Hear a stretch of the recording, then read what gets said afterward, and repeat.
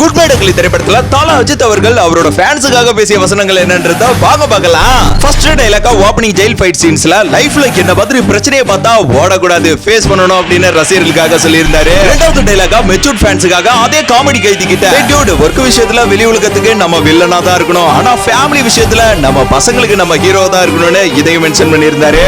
மூணாவது டைலாக்கா பாம்பே கேங்ஸ்டர் பிளேஸ்ல ஃபைட்டர்ஸ் நிக்க வச்சு என்ன நல்லா பாத்துட்டீங்கல, இனிமே இப்படி பார்க்கணும்னு ஆசைப்பட மாட்டீங்கல அப்படின்னு கோவமா சொன்னதோட God bless you அப்படின்னு அன்பையும் பகிர்ந்திருக்காரு. ஃபோர்த் டைலாக்கா ஜெயில இருந்து கிளம்புறதுக்காக பர்மிஷன் கேக்குறப்ப நம்ம அஜித் அவர்கள் இல்ல சார் இவ்வளவு நல்லா ரசிகர்களோட பேச்சுல கோவம் தெரிஞ்சுது, ஆனா இன்னைக்கு அவங்களோட கண்ணுல வலி தெரியுது. ஒரு தலையா ஏகேவா அல்டிமேட் ஸ்டார் அஜித் குமாரா ரசிகர்களோட மனசுல மட்டும் வலிய வளர விடக்கூடாது சார். ஃபிஃப்த் டைலாக்கா நம்ம அர்ஜுன் தாஸ் கிட்ட பேசுறப்ப வாலி படம் பாத்திருக்கியா, அப்பலாம் நீ பிறந்திருக்கவே மாட்டே அப்படின்னு 2K கிட்ஸ் ரசிகர்களை சைடு வாங்கல கலாய்ச்சிருப்பாப்ல. ஆறாவது டைலாக் தாங்க ரசிகர்களுக்காக சொன்ன மாஸ் டைலாக், டெத்தே நம்ம கண் முன்னாடி வந்து நின்னாலும் நம்ம கெத்த மட்டும் விட்டு கொடுக்கவே கூடாது. இவனை வீழ்த்த ஒரு தில் இல்லை, எவனை நம்பியும் இவன்